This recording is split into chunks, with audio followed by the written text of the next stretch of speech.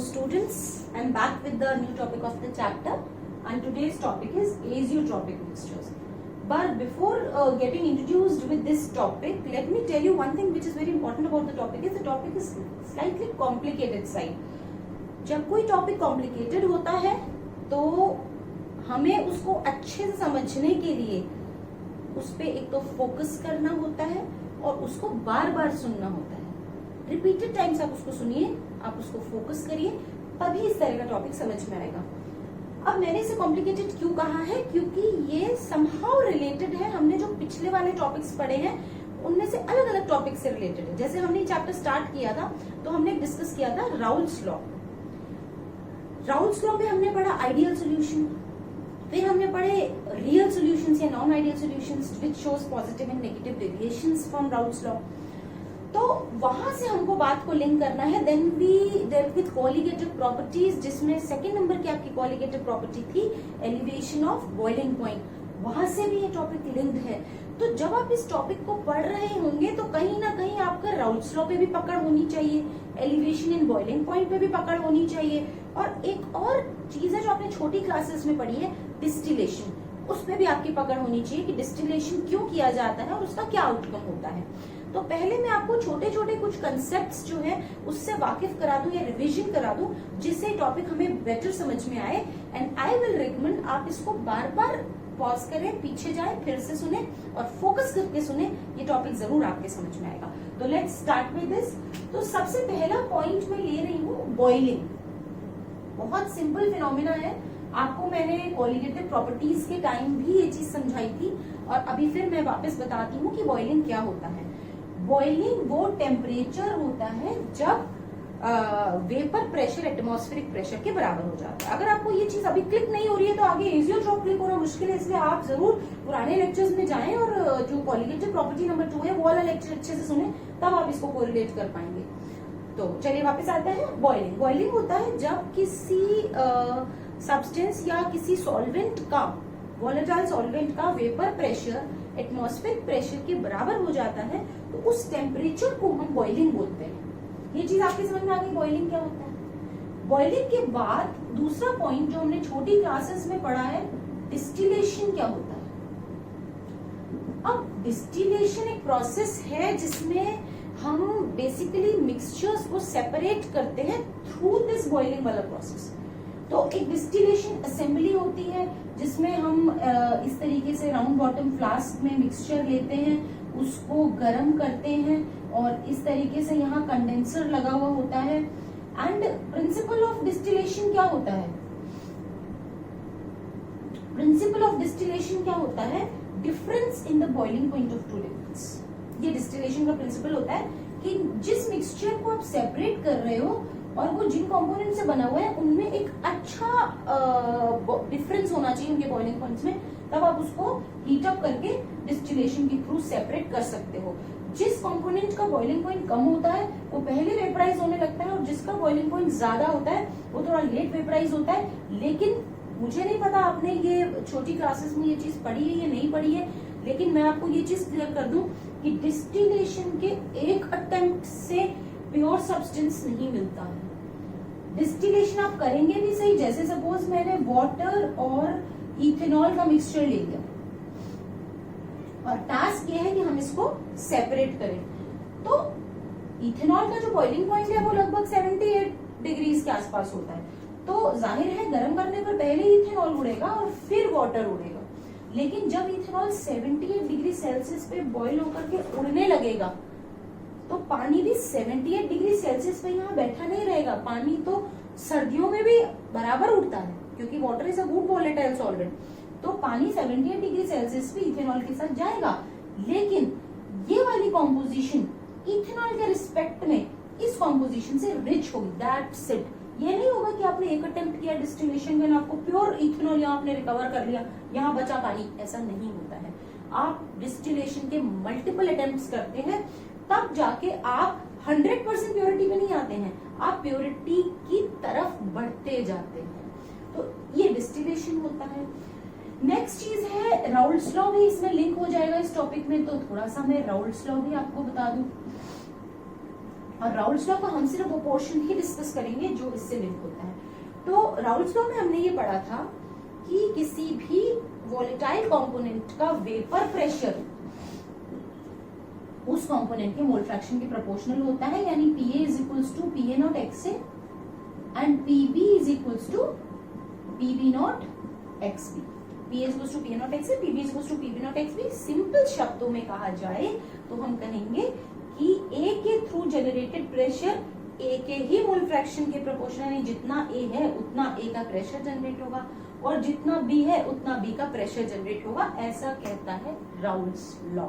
लेकिन आपको मैं पहले ही पढ़ा चुकी हूँ कि सॉल्यूशंस आइडियल नहीं होते हैं, क्योंकि आइडियल सॉल्यूशन में ही तो राउल्स लॉ भी होता है। सॉल्यूशंस होते हैं रियल, और रियल सॉल्यूशंस में राउल्स लॉ से दो किस्म की डेविएशंस आती हैं। एक आती है positive deviation from Raoult's law और एक आती है negative deviation from Raoult's law.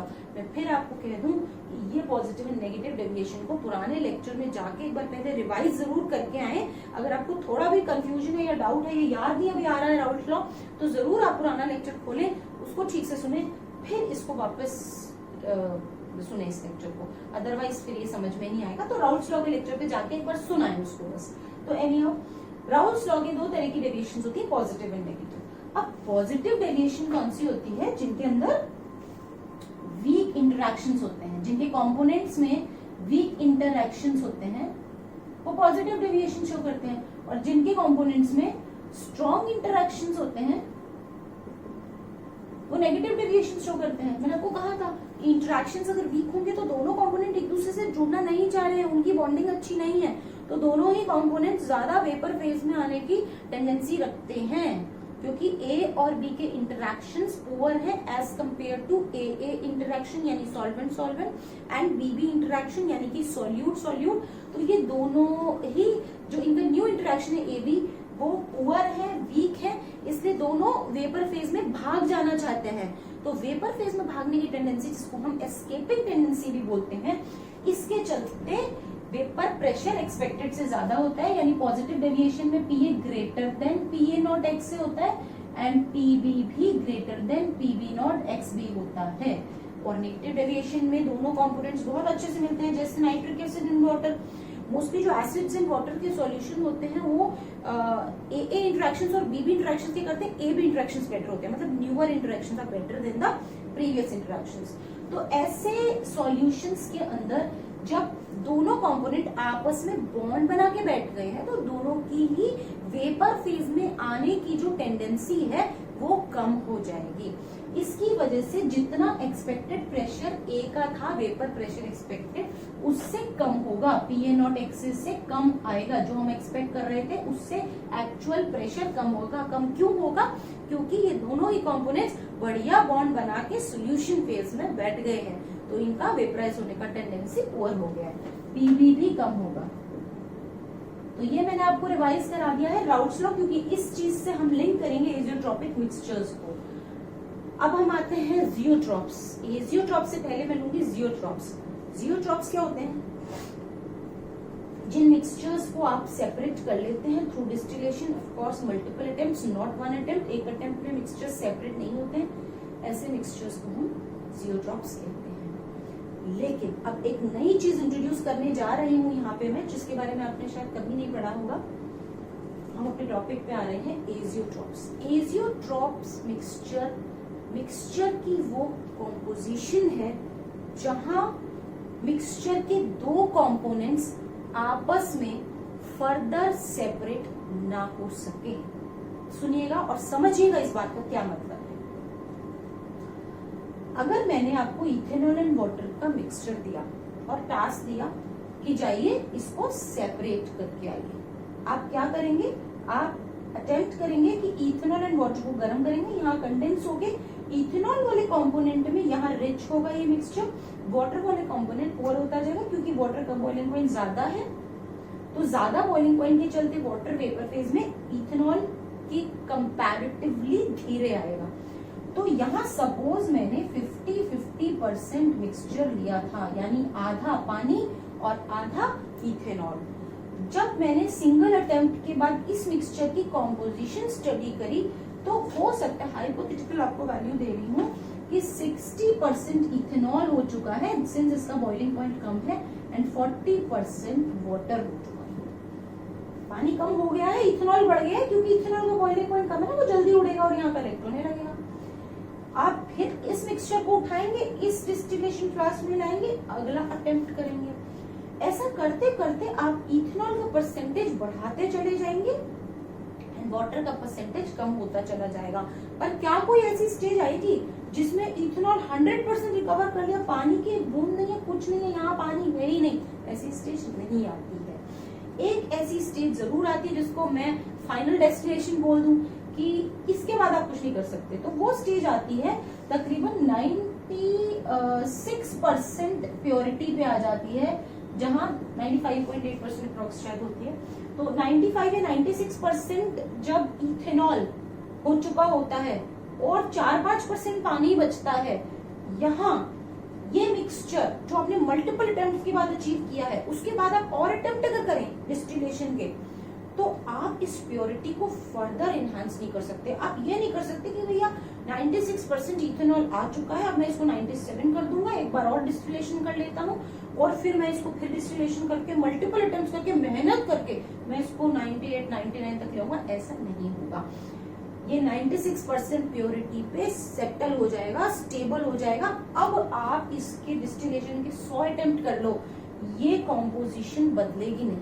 Composition क्या है? 96% इथेनॉल एंड 4% वाटर। ये कॉम्पोजिशन अब नहीं बदल रही। आप बार बार डिस्टिलेशन कर रहे हैं, बार बार वो की वो कॉम्पोजिशन, बार बार वो की वो कॉम्पोजिशन इस साइड इकट्ठी हो रही है। इस कॉम्पोजिशन को एजियोट्रॉप कहते हैं, क्योंकि ये फर्दर सेपरेट नहीं होगा। टर्म्स देखिए, जियोट्रॉप्स जिसको आप डिस्टिलेशन के थ्रू सेपरेट कर सकते हैं, एजियोट्रॉप्स इंग्लिश लैंग्वेज में ए वर्ड यूज करते हैं ना के लिए। Azeotropes can't be further purified. ये है तो एक mixture but behaves like a pure substance, क्योंकि जब भी आप इस कॉम्पोजिशन के मिक्सचर को डिस्टिल करेंगे तो डिस्टिलेशन के दौरान वो ऐसे बिहेव करेगा कि वो एक साथ दोनों चीज ऊपर जाएगी, मतलब उसका बॉइलिंग पॉइंट जो है वो फिक्स हो जाएगा, जैसे किसी प्योर सब्सटेंस का बॉइलिंग पॉइंट फिक्स होता है। तो ये जो मिक्सचर आता है, इसको हम क्या बोलते हैं? इस कॉम्पोजिशन पे हम इस मिक्सचर को बोलते हैं एजियोट्रॉपिक मिक्सचर। तो आई होप आपको एजियोट्रॉपिक मिक्सचर का मतलब समझ में आया होगा। ये कॉम्पोजिशन सिर्फ इथेनॉल वाटर के लिए है। सिमिलर अटेम्प्ट अगर मैं नाइट्रिक एसिड के लिए करूं, HNO3 और वाटर के लिए सिमिलर अटेम्प्ट अगर मैं करती हूँ, तो जैसे मैंने अगर 50-50% ले लिया और मैंने डिस्टिलेशन जो है रिपीट अटेम्प्ट्स किए, तो ये तो बहुत जल्दी आके रुक जाता है। ये करीब करीब 68% नाइट्रिक एसिड एंड 32% वाटर पे ही स्टेबल या फाइनल डेस्टिनेशन आ जाती है इसकी। ये अब सेपरेट नहीं होगा, it can't be further separated. 68% HNO3, 32% water. आप सोच रहे हो चलो यार मेहनत करेंगे, इसको और सेपरेट करके देखते हैं, हम नाइट्रिक एसिड की कॉम्पोजिशन जो है उसमें उसको रिचर एंड पे लेके आएंगे। नहीं ला सकते हैं, वो एजियोट्रॉप बन चुका है, वो एक मिक्सचर है, लेकिन वो बिहेव प्योर लिक्विड की तरह कर रहा है, उसका बॉइलिंग पॉइंट फिक्स हो चुका है। इस मिक्सचर को हम क्या बोलेंगे? एजियोट्रॉप। इसी तरह अलग अलग मिक्सचर्स एजियोट्रॉपिक कॉम्पोजिशंस अलग अलग परसेंटेज पे शो करते हैं। एंड अब आपको ये क्लियर हो गया होगा कि एजियोट्रॉप क्या हुआ है। तो एजियोट्रॉप वो कॉम्पोजिशन हुई जहां आपका जो मिक्सचर है, it started behaving as if it's a pure substance. It has a fixed boiling point like a pure substance, and it can't be separated into its respective components. So this is azeotropic mixture. Now the type of azeotropic mixtures मैं यही आपको पढ़ाती हूँ। azeotropic mixture दो तरीके के होते हैं, और यहाँ पे ये कहानी लिंक हो रही है राउल्स लॉ के साथ, जिसका रिवीजन मैंने आपको अभी भी कराया है। पहला है मिनिमम बॉइलिंग एजियोट्रॉप, और दूसरा है मैक्सिमम बॉइलिंग एजियोट्रॉप। अब मिनिमम और मैक्सिमम बॉइलिंग एजियोट्रॉप में से पर्टिकुलर जो कॉम्पोजिशन आपने ली वो किस कैटेगरी में लाइक करते हैं, वो इस बात पे डिपेंड करता है कि वो जो सॉल्यूशन था वो राउल्ट्स लॉ से कौन से डेविएशन शो कर रहा था। चलिए इसको अच्छे से समझेंगे। जैसे कि मैं इथेनॉल वाटर ले लूं, तो इथेनॉल वाटर के बारे में आप क्या जानते हैं? आपने राउल्ट्स लॉ से इथेनॉल वाटर के बारे में क्या पढ़ा है? आपने ये पढ़ा है कि इथेनॉल एंड वाटर के आपस के बॉन्ड्स उतने स्ट्रॉन्ग नहीं होते जितने वाटर वाटर के होते हैं। वाटर वाटर की हाइड्रोजन बॉन्डिंग ज्यादा स्ट्रॉन्ग होती है, इथेनॉल उसमें हिंड्रेंस क्रिएट करता है। इसलिए इथेनॉल एंड वाटर का जो इंटरैक्शन है वहां हम क्या पॉइंट बोलेंगे? हम बोलेंगे A B interactions are weaker. Excuse me, अगर A B interactions A B B interaction से वीकर हैं तो दोनों की ही वेपर फेज में आने की टेंडेंसी बढ़ जाती है। I hope you remember this कि अगर दो कंपोनेंट्स का मिक्सचर ऐसा है जिसमें दो कंपोनेंट्स का आपस का इंटरैक्शन वीक है, तो दोनों कंपोनेंट्स की उन वीक इंटरैक्शन के चलते ए को भी बी के साथ नहीं रहना है, वो भी वेपर फेज में आता है, बी को भी ए के साथ नहीं रहना, वो भी वेपर फेज में आता है। तो कैटेगरी कौन सी है? जहां vapour pressure, actual vapour pressure expected vapour pressure से ज्यादा है। एक्सपेक्टेड कहां से? राउल्ट्स लॉ के थ्रू एक्सपेक्टेड से। तो this is how it is known as a deviation from Raoult's law. So actual vapour pressure expected vapour pressure से ज्यादा है। अब बॉइलिंग क्या चीज हुई? बॉइलिंग वो फिनोमिना है, वो टेम्परेचर है। बॉइलिंग बेसिकली वो टेम्परेचर है जहां पे वेपर प्रेशर एटमॉस्फेरिक प्रेशर के बराबर हो जाता है। लेकिन अगर मैं पॉजिटिव डेविएशन वाले सॉल्यूशंस की बात करूं तो उनका वेपर प्रेशर तो ऑलरेडी थोड़ा ज्यादा तो इसलिए हो गया है क्योंकि ए और बी को आपस में मिलना नहीं है। ए एंड बी को आपस का इंटरेक्शन उनका वीकर है, तो ए भी एस्केपिंग टेंडेंसी बढ़ गई है और बी की भी एस्केपिंग टेंडेंसी बढ़ गई है। तो दोनों की एस्केपिंग टेंडेंसी बढ़ जाने के कारण उनका वेपर प्रेशर तो ऑलरेडी इस नेगेटिव इंटरेक्शन के चलते बढ़ गया है। तो हमारे लिए एफर्ट कम हो जाएगा क्योंकि हम उसको थोड़ा ही गर्म करेंगे ना, वो एटमॉस्फेरिक प्रेशर के बराबर आ जाएगा, यानी उसको कम हीटिंग की रिक्वायरमेंट होगी। यानी वो किस कैटेगरी में लाई करेगा? वो लाई करेगा मिनिमम बॉइलिंग एजियोट्रॉप में।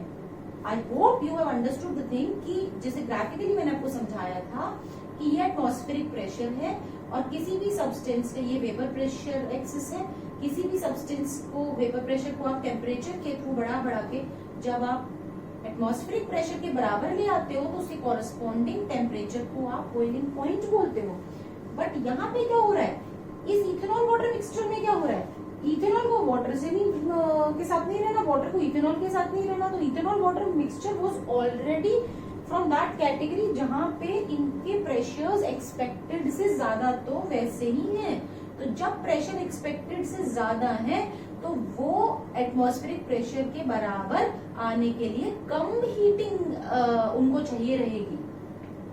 उनको एटमॉस्फेरिक प्रेशर के बराबर आने के लिए कम हीटिंग पे ही वो बराबर आ जाएंगे। तो इसलिए वो किस कैटेगरी में लाई करते हैं? वो लाई करते हैं मिनिमम बॉइलिंग एजियोट्रॉप की कैटेगरी। सिमिलरली अब आप ले लो ये नाइट्रिक एसिड एंड वाटर का mixture. Nitric acid and water ऐसे जैसे they behave as a good friends, they are best friends. Nitric acid के साथ इतना हैप्पी नहीं था जितना वाटर के साथ है। वाटर भी वाटर के साथ इतने बढ़िया बॉन्ड नहीं बना रहा जितना नाइट्रिक एसिड के साथ बना रहा है। कौन सी कैटेगरी हुई? A B interactions are stronger than A B B interactions. Solute solvent interactions are stronger than solute solute and solvent solvent interaction. इस केस में दोनों अच्छे बॉन्ड बना के बैठे हैं। जब दोनों में गुड बॉन्डिंग है, गुड इंटरैक्शन है, स्ट्रॉन्गर इंटरैक्शन है, दोनों की निकलने वोलेटाइल या एस्केपिंग टेंडेंसी जिसे हम कहते हैं वो कम हो जाएगी। प्रेशर एक्सपेक्टेड से भी नीचे चला जाएगा क्योंकि दोनों बढ़िया बॉन्ड बना के बैठे हैं, तो दोनों ही वेपर फेज में आने की टेंडेंसी पुअर रखेंगे। उसको भी नहीं बी के साथ, ए का बी के साथ बॉन्ड बढ़िया है, बी का ए के साथ बॉन्ड बढ़िया है, ए भी एक्सपेक्टेड से कम उड़ रहा है, बी भी एक्सपेक्टेड से कम उड़ रहा है, दोनों के ही वेपर प्रेशर्स एक्सपेक्टेड से कम है। कौन सी कैटेगरी है? Negative deviation from Raoult's law. अब इस कैटेगरी के मिक्सचर को आप जब एजियोट्रॉपिक कॉम्पोजिशन तक ले आएंगे तो जाहिर है वो अपनी कैटेगरी तो उसी से बिलोंग करता है ना, वो उसका वेपर प्रेशर एक्सपेक्टेड से कम है, तो आपको जाहिर है उसको ज्यादा बॉइल करना, ज्यादा हीट देनी पड़ेगी एटमॉस्फेरिक प्रेशर के बराबर आने के लिए। क्योंकि अगर ये एटमॉस्फेरिक प्रेशर है, ये नॉर्मल प्रेशर है। तो ये जिस कॉम्पोजिशन की बात हम कर रहे हैं HNO3 एंड वाटर की, उसका तो वेपर प्रेशर अच्छे बॉन्डिंग के कारण जो एक्सपेक्टेड था उससे भी ज्यादा नीचे हो गया है। अब उसको एटमॉस्फेरिक प्रेशर के बराबर लाने के लिए जो हीटिंग है वो बढ़ गई है, तो इसका मतलब है उसको ज्यादा हीट देनी पड़ेगी। तो कौन सी कैटेगरी में आया? मैक्सिमम बॉइलिंग एजियोट्रॉप की कैटेगरी में। थोड़ा कॉम्प्लिकेटेड है समझना, पर आप ठीक से सुनेंगे, फोकस करके सुनेंगे, आपको बहुत अच्छे से चीज समझ में आएगी। Typically related to Raoult's law है। कम शब्दों में कहें तो हम कहेंगे कि जिस मिक्सचर को हम डिस्टिलेशन के थ्रू प्योर करने की कोशिश कर रहे हैं, जब वो एजियोट्रॉपिक कॉम्पोजिशन पे पहुंचता है तो वो किस फैमिली से बिलोंग करता था, इस बेसिस पे उसका क्लासिफिकेशन होता है कि वो मिनिमम बॉइलिंग एजियोट्रॉप है या मैक्सिमम। जब भी आप नाइट्रिक एसिड वाटर को किसी भी कॉम्पोजिशन में लें, इनकी आपस की बॉन्डिंग इतनी अच्छी होती है कि इनके वेपर प्रेशर एक्सपेक्टेड से हमेशा कम होते हैं, और इसी वजह से आप जब भी इनको बॉईल करेंगे इनका बॉइलिंग पॉइंट जो है वो बढ़ा हुआ आएगा, बिकॉज इनको ज्यादा हीटिंग की रिक्वायरमेंट होगी।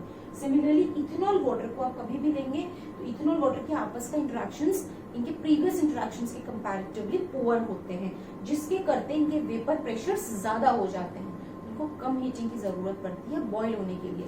तो कम हीटिंग वाले हुए मिनिमम बॉइलिंग एजियोट्रॉप्स एंड ज्यादा हीटिंग वाले हुए मैक्सिमम बॉइलिंग एजियोट्रॉप्स। अब बॉइलिंग पॉइंट क्या होगा मिक्सचर का, क्योंकि मैंने आपको बताया था कि जो आपका मिनिमम बॉइलिंग एजियोट्रॉप है उसमें मिक्सचर का बॉइलिंग पॉइंट दोनों के इंडिविजुअल बॉइलिंग पॉइंट से कम हो जाता है। तो देखिए मैं वाटर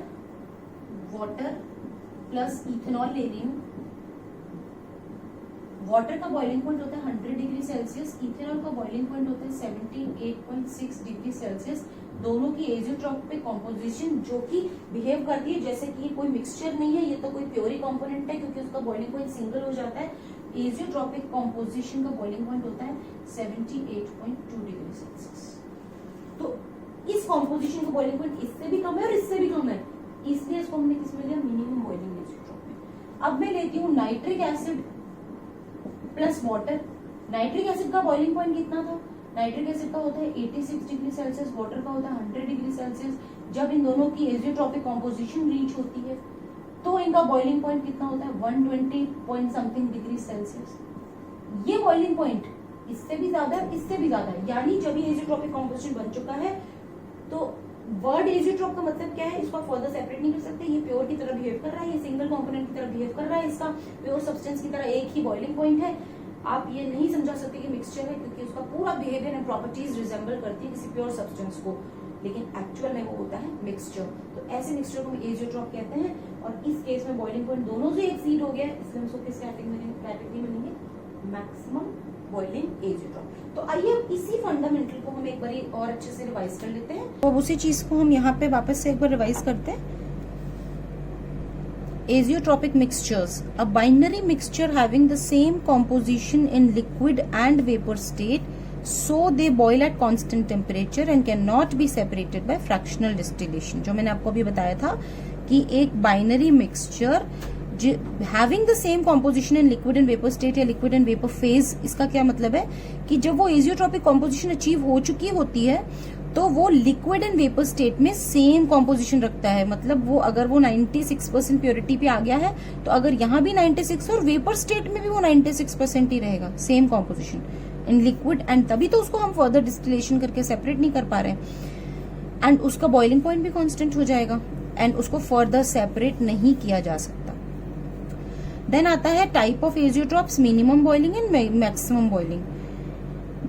जो मिक्सचर्स राउल्ट्स लॉ से पॉजिटिव डेविएशन शो करते हैं, पॉजिटिव मतलब उनका जिनका इंटरेक्शन आपस में वीक होता है, वीक इंटरेक्शन वाले, तो जो मिक्सचर राउल्ट्स लॉ से पॉजिटिव डेविएशन शो करते हैं, ऐसे मिक्सचर्स को जब आप रिपीटेड डिस्टिलेशन करके एजियोट्रॉपिक कॉम्पोजिशन पे लेकर आते हैं, then it behaves as minimum boiling azeotrope. क्योंकि उनका आपस का इंटरेक्शन अच्छा नहीं था तो उनका जो वेपर प्रेशर था वो एक्सपेक्टेड से तो पहले ही ज्यादा था, इसलिए हमको हीटिंग लेस करनी पड़ी और बॉइलिंग पॉइंट भी कम हो गया। एग्जाम्पल मैं आपको आगे डिस्कस करूंगी। मैक्सिमम बॉइलिंग ये वो मिक्सचर्स हैं जो नेगेटिव डेविएशन राउल्स लॉ से शो करते हैं। तो राउल्स लॉ से नेगेटिव डेविएशन शो करने वाला मिक्सचर का अगर आप प्योरिफिकेशन करते हैं और उसको एजियोट्रॉपिक कॉम्पोजिशन पे लेके आते हैं तो अब वो एजियोट्रॉप मैक्सिमम बॉइलिंग एजियोट्रॉप कहलाएगा। क्यों कहलाएगा? क्योंकि ये सॉल्यूशन में जो इंटरेक्शन है वो स्ट्रॉन्ग है, ए बी इंटरेक्शन स्ट्रॉन्गर है। तो जब ए बी इंटरेक्शन स्ट्रॉन्गर है तो ए और बी दोनों वेपर फेज में आने की टेंडेंसी कम रखते हैं, इसीलिए vapour pressure less than expected है and it requires more heating, so boiling point is raised. इन्हीं एग्जांपल्स को मैंने अच्छे से यहाँ डिस्कस किया है। मिनिमम बॉइलिंग एजियोट्रॉप पानी और इथेनॉल के मिक्सचर से बनता है। प्योर वाटर 100 डिग्री सेल्सियस पे बॉईल होता है। अभी मैंने आपको कुछ 78 बताया था। इथेनॉल 0.5 78.5 डिग्री या 78.6 डिग्री कुछ पे बॉईल होता है। ये दोनों का 95.6% मिक्सचर एजियोट्रॉपिक मिक्सचर की कैटेगरी में आता है, जिसका बॉइलिंग पॉइंट ये है। एजियोट्रॉप मतलब it behaves as a single component now, single thing now. It is not behaving as if it's a mixture. It's behaving as if it's a pure substance which has a fixed boiling point, and the boiling point is lesser than either components. Similarly, we move on to maximum boiling azeotrops. Nitric acid and water से बनता है ये, क्योंकि nitric acid and water Raoult's law की negative deviation show करते हैं। अब negative deviation show करने वाले जो मिक्सचर्स हैं उसमें से प्योर नाइट्रिक एसिड का बॉइलिंग पॉइंट 86 है, प्योर वाटर का बॉइलिंग पॉइंट 100 डिग्री सेल्सियस है। दोनों से जब हमने इसको प्योरीफाई किया, प्योरीफाई करते करते जब हम इस कॉम्पोजिशन पे पहुंचे, अब उसने बिहेव करना कैसे शुरू कर दिया? जैसे वो प्योर सब्सटेंस है, जैसे कि वो कोई मिक्सचर नहीं है, वो प्योर सब्सटेंस है। उसका बॉइलिंग पॉइंट फिक्स हो गया और वो liquid state and vapour state में सेम कॉम्पोजिशन रखने लगा। और क्योंकि इन दोनों की इंटरेक्शन स्ट्रॉन्ग है, नाइट्रिक एसिड भी वेपर फेज में आने की टेंडेंसी कम रखता है, प्योर वाटर भी वेपर फेज में आने की टेंडेंसी कम रखता है। दोनों के बढ़िया इंटरेक्शंस हैं, तो उनका vapour pressure less than expected है और बॉइलिंग पॉइंट उनका ज्यादा है as compare to any of their components.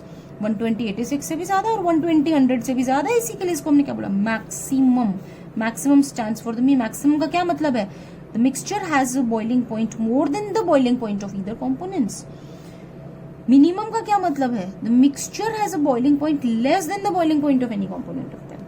सो इसको आप अच्छे से पढ़िए, बार बार पढ़िए, फोकस करके पढ़िए, तो ये टॉपिक आपको बहुत इजीली समझ में आ जाएगा।